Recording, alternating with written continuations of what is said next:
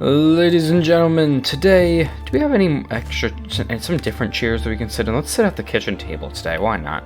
Today we continue the story of 2920, the last year of the First Era. Previously, we read about the first 3 months.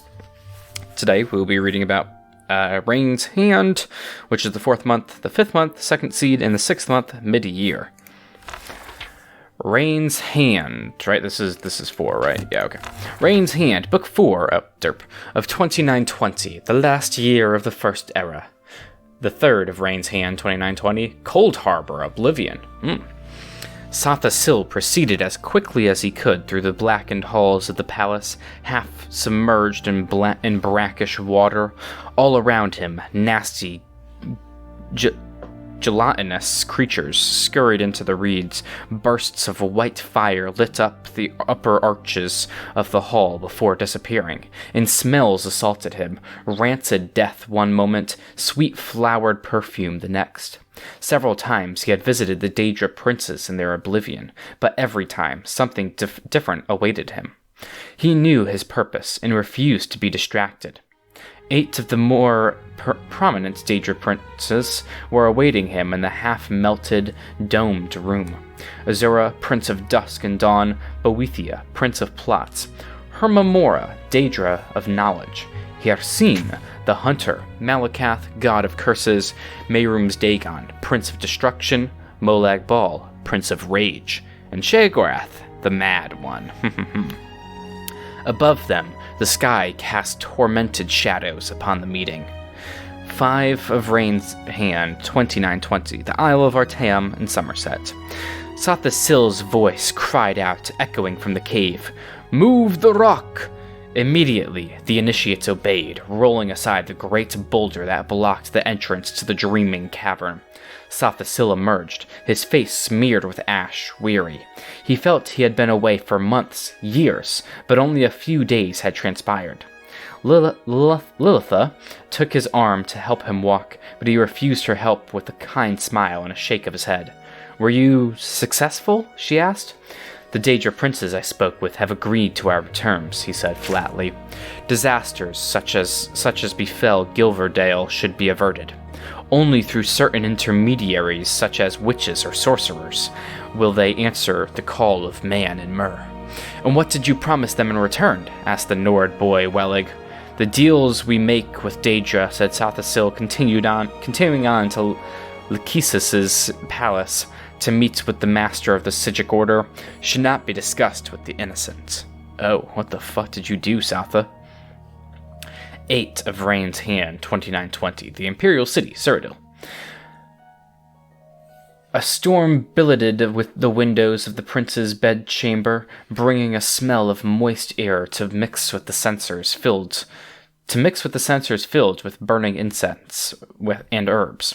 "A letter has arrived from the Empress, your mother," said the courier, anxiously inquiring after your health. What frightened parents I have," laughed Prince Juliak from his bed. "It is only natural for a mother to worry," said Severian Korik, the potentate's son. "There is everything unnatural about my family, Akavir. My exiled mother fears that my father will imagine me of being a traitor, covetous of the crown, and is having me poisoned." The prince sank back into the pillow, annoyed. "The emperor has insisted on me having a taster for all of my meals as he does." "There are many plots," agreed the Akavir. "You have been abed for nearly 3 weeks with every healer in the Empire shuffling through like a slow ballroom dance. At least all can see that you're getting stronger. Strong enough to lead the vanguard against Morrowind soon, I hope," said Juliak. 11 of Rain's Hand, 2920, the Isle of Artaeum in Somerset. The initiates stood quietly in a row along the Arbor Logia, watching the long, deep, marble-lined trench ahead of them flash with fire. The air above it vibrated with the waves of heat, though each student kept his or her face sturdy and emotionless, as a true Sijic should. Their terror was nearly as palpable as the heat.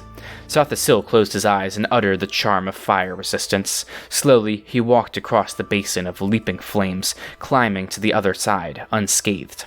Not even his white robe had been burned. The charm is intensified by the energy you bring to it, by your own skills, just as all spells are, he said. Your imagination and your willpower are the keys. There is no need for a spell to give you a resistance to air or a resistance to flowers, and after you cast the charm, you must forget there is even a need for a spell to give you resistance to fire. Do not confuse what I am saying. Resistance is not about ignoring the fire's reality. You will feel the substance of flame, the texture of it, its hunger, and even the heat of it, but you will know that it will not hurt or injure you. The students nodded, and one by one, they cast the spell and made the walk through the fire. Some even went so far as to bend over and scoop up a handful of fire and feed it air, so it expanded like a bubble and melted through their fingers. Sothasil smiled. They were fighting their fear admirably.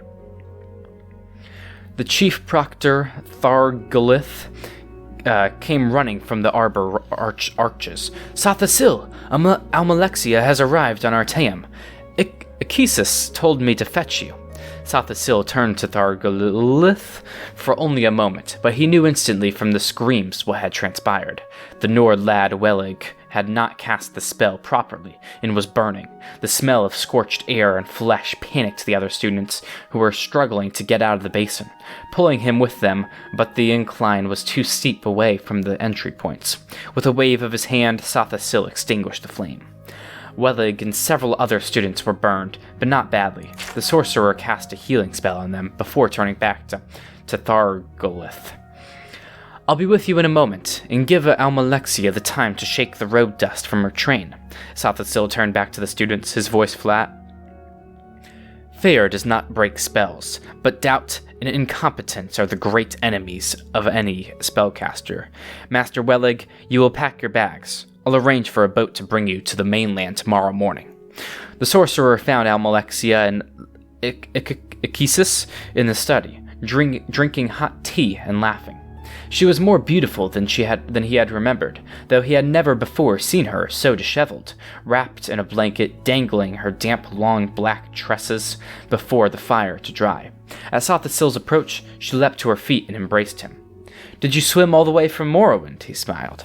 "It's pouring rain from Skywatch down to the coast," she explained, returning his smile. "Only a half league away, and it never rains here," said Akesis proudly. "Of course, I sometimes miss the excitement of Somerset, and sometimes even the mainland itself. Still, I'm always very impressed by anyone out there who gets anything accomplished. It is a world of distractions. Speaking of distractions, what's all this I hear about a war?"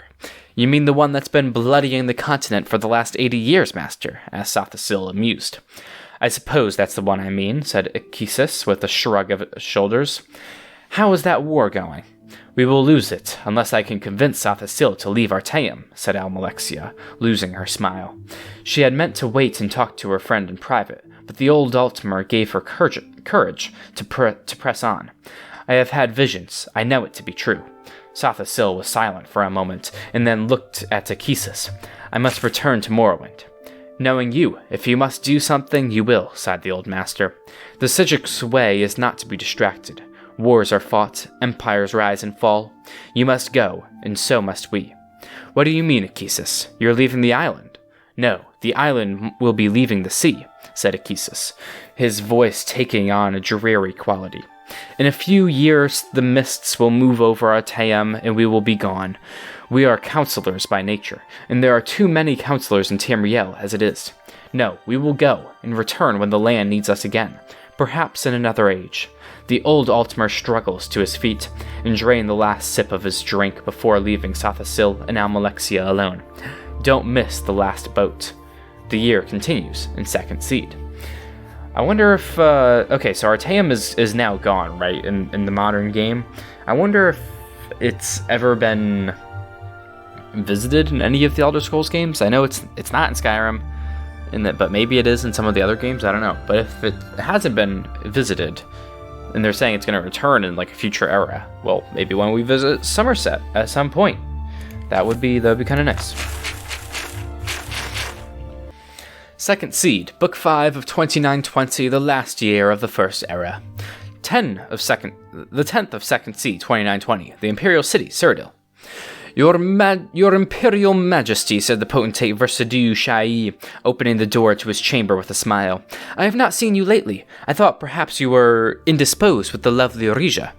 She's taking the baths at Mirkarup, the Emperor Riemann III said miserably. Please, come in. I've reached the stage where I can only trust 3 people. You, my son the prince, and Rija, said the Emperor petulantly. My entire council is nothing but a pack of spies. What seems to be the matter, your Imperial Majesty? Asked the potentate Versailles Shai sympathetically, drawing close the thick curtain in his chamber. Instantly, all sound outside the room was extinguished, echoing footsteps in the marble halls and birds in the springtide gardens. I've discovered that a notorious poisoner, an Orma tribeswoman from Blackmarsh called Kachika,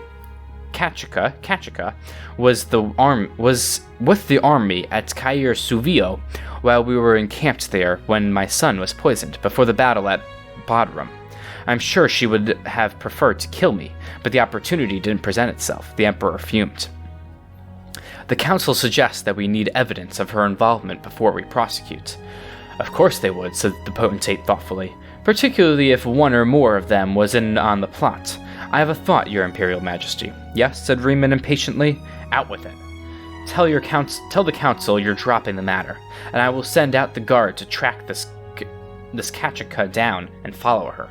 We will see who her friends are, and perhaps get an idea of the scope of this plot of your Imperial Majesty's life. Yes, said Riemann with a satisfied frown. That's a capital plan. We will track this scheme to whomever it leads to. Decidedly, your Imperial Majesty, smiled the potentate, parting the curtain so the Emperor could leave. In the hallway outside was Versailles Shai's son, Severian Korik. The boy bowed to the Emperor before entering the potentate's chambers.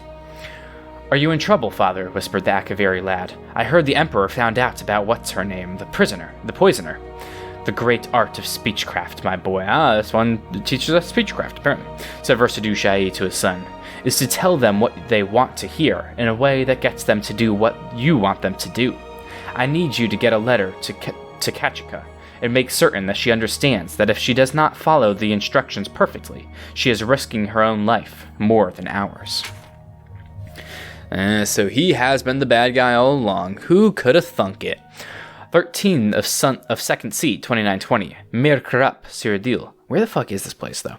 Rija sank luxuriantly into the burbling hot spring, feeling her skin tingle like it was being rubbed by millions of little stones. The rock shelf over her head sheltered her from the misting rain, but let all the sunshine in, streaming in layers through the branches of the trees. It was an idyllic moment in an idyllic life, and when she was finished, she knew that her beauty would be entirely restored. The only thing she needed was a drink of water. The bath itself, while wonderfully fragrant, tasted always of chalk. Water, she cried to her servants, water, please. A gaunt woman with rags tied over her eyes ran to her side and dropped a goat skin of water. Rija was about to laugh at the woman's prudery. She herself was not ashamed of her naked body. But then she noticed through a crease in the rags that the old woman had no eyes at all. She was like one of those Orma tribesmen Rija had heard about, but never met. Born without eyes, they were masters of their other senses. The Lord of Mirkarup hired very exotic servants, she thought to herself. In a moment, the woman was gone and forgotten. Rija found it very hard to concentrate on anything but the sun and the water. She opened the cork, but the liquid within had a strange metallic smell to it. Suddenly, she was aware that she was not alone. Lady Rija, said the captain of the Imperial Guard, you are, I see, acquainted with Kachika. I've never heard of her, stammered Rija before becoming indignant. What are you doing here? This body is not for your leering eyes. Never heard of her when we saw her with you not a minute ago, said the captain, picking up the goat skin and smelling it. Brought you Nivus Ikersh, did she, to poison the Emperor with? Captain, said one of the guards, running up to find him quickly. We cannot find the Argonian. It is as if she disappeared into the woods. Yes, they're good at that, said the captain. No matter, though. We've got her contact at court. That should please his Imperial Majesty. Seize her. As the guards pulled the writhing naked woman from the pool, she screamed, "I'm innocent! I don't know what this is all about, but I've done nothing. The Emperor will have your heads for this." "Yes, I imagine he will," smiled the captain, "if he trusts you." 21st of 2nd Seed, 2920. Gideon, Blackmarsh. The Sow and Vulture Tavern was the sort of out-of-the-way place that Zook favored for these sorts of interviews. Besides himself and his companion, there were only a couple of old sea dogs in the shadowy room, and they were more unconscious from drink than aware. The grime of the unwashed floor was something you felt rather than saw. Copious dust hung in the air, unmoving in the sparse rays of dying sunlight. "You have experience in heavy combat," asked Zook. "The reward is good for this assignment, but the risks are great as well." "Certainly I have combat experience," replied Miramor haughtily. "I was at the Battle of Bodrum just 2 months ago. If you do your part and get the Emperor to ride through Doza Pass with a minimal escort on the day and the time we've discussed, I'll do my part. Just be certain that he's not traveling in disguise. I'm not going to slaughter every caravan that passes through in the hopes that it contains Emperor Riemann." Zook smiled, and Miramor looked at himself in the Cathringi's reflective face. He liked the way he looked. The consummate confident professional. "Agreed," said Zook. "And then you shall have the rest of your gold." Zook placed the large chest onto the table between them. He stood up. "Wait a few minutes before leaving," said Zook. "I don't want you following me. Your employers wish to maintain their anonymity. If by chance you are caught and tortured." "Fine by me," said Miramor, ordering more grog. Zook rode his mount through the cramped labyrinth streets of Gideon, and both he and his horse were happy to pass through the gates into the country. The main road to Castle Giovis was flooded as it was every year in springtide. Kind of cool being back in Blackmarsh, and the floods being such a big problem as they were in that last book as well. But Zook knew a shorter way over the hills. Riding fast under trees drooping with moss and treacherous slime-coated rocks, he arrived at the castle gates in 2 hours' time. He wasted no time in climbing to Tavia's cell at the top of the highest tower. "What do you think of him?" asked the Empress. "He's a fool," replied Zook, "but that's what we want for this sort of assignment." 30th of 2nd Seed, 2920. Thurzo Fortress, Cyrodiil. Rija screamed and screamed and screamed. Within her cell, her only audience was the giant gray stones, crusted with moss but still sturdy. The guards outside were deaf to her, as they were deaf to all prisoners. The Emperor, miles away in the Imperial City, had likewise been deaf to her cries of innocence. She screamed, knowing well that no one would hear her ever again. 31st of 2nd Seed, 2920. Kavas Rimpas, Cyrodiil. Where the fuck are these places? It had been days, weeks since Tirala had seen another human face, Cyrodiil or Dunmer. As she trod the road, she thought to herself how strange it was that such an uninhabited place as Cyrodiil had become the imperial province. Seat of an empire, even the Bosmer and Valenwood must have more populated forests than this heartland would. She thought back. Was it a month ago, too, when she crossed the border from Morrowind into Cyrodiil? It had been much colder then, but other than that, she had no sense of time. The guards had been brusque, but as she was carrying no weaponry, they elected to let her through. Since then, she had seen a few caravans, even shared a meal with some adventurers camping for the night, but met no one who would give her a ride to a town. Tirala stripped off her shawl and dragged it behind her. For a moment, she thought she heard someone behind her and spun around. No one was there, just a bird perched on a branch, making a sound like laughter. She walked on and then stopped. Something was happening. The child had been kicking in her belly for some time now, but this was a different kind of spasm. With a groan, she lurched over to the side of the path, collapsed into the grass. Her child was coming. She lay on her back and pushed, but she could barely see with her tears of pain and frustration. How had it come to this, giving birth in the wilderness all by herself to a child whose father was the Duke of Mournhold? Her scream of rage and agony shook the birds from the trees. The birds that had been laughing at her earlier flew down to the road. She blinked, and the bird was gone, and in its place a naked elf man stood, not as dark as a Dunmer, but not as pale as the Altmer. She knew at once it was an Iliad, a wild elf. Tarala screamed, but the man held her down. After a few minutes of struggling, she felt a release and then fainted away. When she awoke, it was to the sound of a baby crying. The child had been cleaned and was lying by her side. Tarala picked up her baby girl, and for the first time that year felt tears of happiness stream down her face. She whispered to the trees, "Thank you," and began walking with Babe in her arms down the road to the west. The years continued in mid-year. Sure, that could have been left. Maybe that wouldn't have fit there, actually. Okay. Well, to mid-year we go. Okay. Mid-year, Book 6 of 2920, the last year of the First Era. Second of mid-year, 2920, Balmora, Morrowind. The Imperial army is gathered to the south, said Cassier. They are a 2 weeks' march from Ald Yuval in Lake Coronati, heavily armored. Vivek nodded. Ald Yuval and its sister city on the other side of the lake, Ald Marak, were strategically important fortresses. He had been expecting a move against them for some time. His captain pulled down a map of southwestern Morrowind from the wall and smoothed it out, fighting a gentle summer sea breeze wafting in from the open window. They were heavily armored, you say? Asked the captain. Yes, sir, said Cassier. They were camped out near Bethel Grey in the Heartland, and I saw nothing but ebony, dwarven, and daedric armor, fine weaponry, and siege equipment. How about spellcasters and boats? Asked Vivek. A horde of battle mages, replied Cassier, but no boats. As heavily armored as they are, it will take them at least 2 weeks, like you said, to get from Bethel Grey to Lake Coronati. Vivek studied the map carefully. They'd be dragged down in the bogs if they then tried to circle around to Ald Marak from the north, so they must be planning to cross the straits here and take Ald Yuval. Then they'd proceed around the lake to the east and take Ald Marak from the south. They'll be vulnerable along the straits, said the captain, provided we strike when they are more than halfway across and can't retreat back to the Heartland. Your intelligence has once again served us well, said Vivek, smiling to Cassier. We will beat back the Imperial aggressors yet again. 3rd of mid-year, isn't that the same day that it currently is? Oh, that was the 2nd, okay, it's the next day. 3rd of mid-year, 2920, Bethel Grey, Cyrodiil.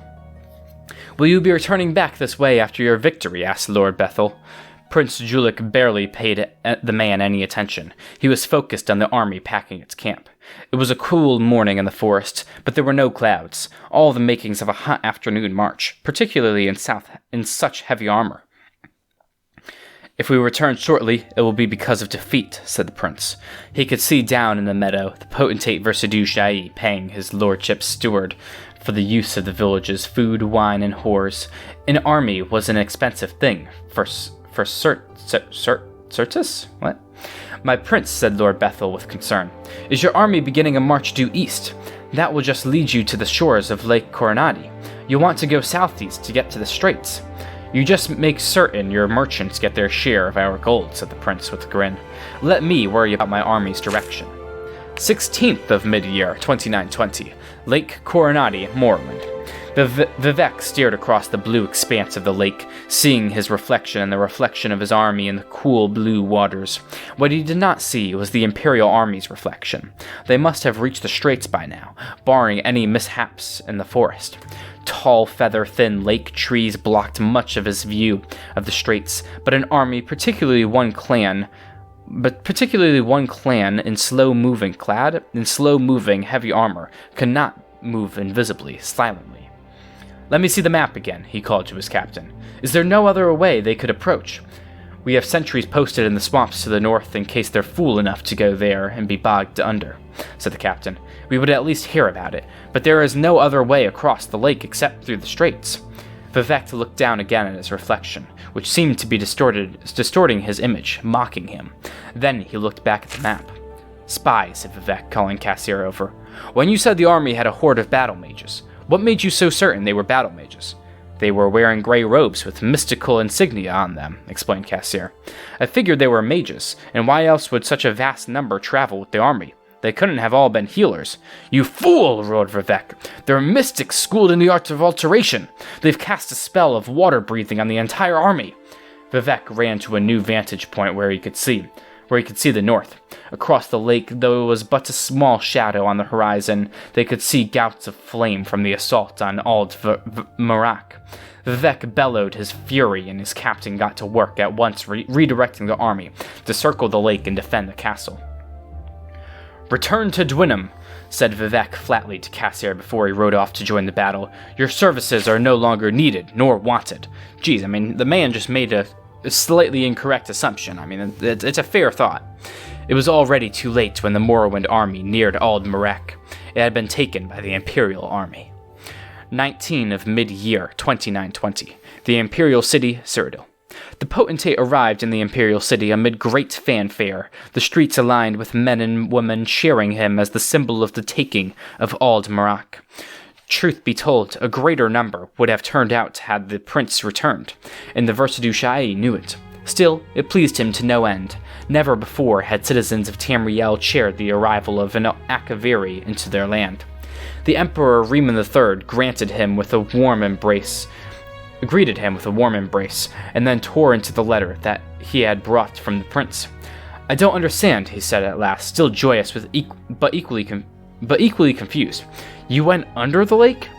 "Ald Marak is a very fortified fortress," explained the potentate. "As I might add, the army of Morrowind has rediscovered, now that they are on the outside. To take it, we had to attack by surprise, and with our soldiery in the sturdiest of armor, by casting the spell that allowed us to breathe underwater, we were able to travel faster than Vivek would have guessed. The weight of the armor made less by the aquatic surroundings, and attack from the water-bound west side of the fortress, where their defenses were at their weakest."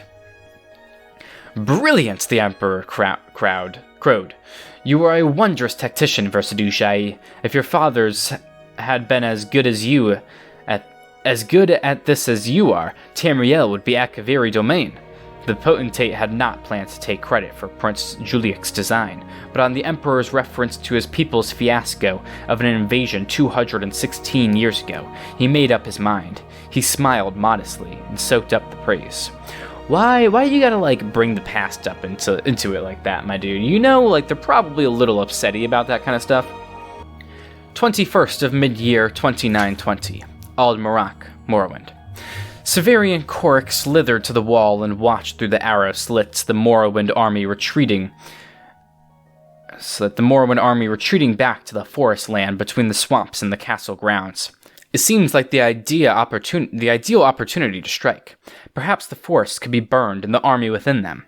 Perhaps with Vivek in their enemies' hands, the army would allow them possession of Ald Uval as well. He suggested these ideas to the prince. "What you seem to be forgetting," laughed Prince Juliek, is that I give the word that no harm to the army or to their commanders during the truce negotiations. Do you not have honor during warfare on Akavir?" "My prince, I was born here in Tamriel. I have never been to my people's home," replied the snake man, "but even so, your ways are strange to me. You expected no quarter, and I gave you none when we fought in the Imperial arena 5 months ago." "That was a game," replied the prince before nodding to his steward to let the Dunmer battle chief in. Juliek had never seen Vivek before, but he had heard he was a living god. What came before him was but a man, a powerfully built man, handsome, with an intelligent face, but a man nonetheless. The prince was pleased, a man he could speak with, but not a god. "Greetings, my worthy adversary," said Vivek. "We seem to be at an impasse." "Not necessarily," said the prince. "You don't want to give us Morrowind, and I can't fault you for that. But I must have your coastline to protect the Empire from overseas aggressions and certain key strategic border castles, such as this one, as well as Ald Umbil, Tel Aron, Ald Limbasi, and Tel Mathrivara." "In return?" asked Vivek. "In return?" laughed Severian Korik. "You forget we are the victors here, not you." "In return," said Prince Juliek carefully, "there will be no Imperial attacks on Morrowind, unless in return to an attack by you. You will be protected from invaders by the Imperial Navy, and your land may expand by taking certain estates in Blackmarsh, whichever you choose, provided they are not needed by the Empire." A reasonable offer, said Vivek after a pause. You must forgive me. I am unused to Cyrodiil's unused? Fuck, why? That's like such an easy word. Why am I struggling with it? You must forgive me. I am not used. Oh my god, I'm fucking. You ever just read a word so many times that like your brain doesn't even process it as being an actual word anymore? You must forgive me. I am not used to the Cyrodiils who offer something in return for what they take. May I have a few days to decide? We will meet again in a week's time, said the prince, smiling. In the meantime, if your army provokes no attacks on mine, we are at peace. Vivek left the prince's chamber, feeling that Almalexia was right. The war was at an end. This prince would make an excellent emperor. The years continued in Sun's Height. Alright, well, we're halfway through the story of the last year of the Empire, and it seems like perhaps the war with Morrowind is starting to come to an end. Oh, but is it? There's still half a year to go, so there's still plenty of time for that to, not be the case. We need 7, 8, 9, 10, 11, 12. Okay, yeah. Halfway through. Well, with that, thank you for watching. In the next video, we will be, actually, we're just going to step outside really quick. Whoa. In the next video, we're going to be robbing everything that we can from this beautiful city that we, reside in most of the time. Yeah. So, with that, and then we'll continue the story in the video after that. But with that, thank you for watching. Don't forget to like, comment, subscribe, and I hope to see you in that next video. But until then, guy, I don't want to end this video on a loading screen. Don't make me end it on a loading screen. But until then, I hope you have a very wonderful day. Goodbye. Cause I don't wanna see the glow without you. Refuse to even leave my home without you. Or my brain's gonna explode without you. I don't even know how to cope without you. Cause I don't wanna see the glow without you. Refuse to even leave my home without you. Or my brain's gonna explode without you. I don't even know how to cope without you.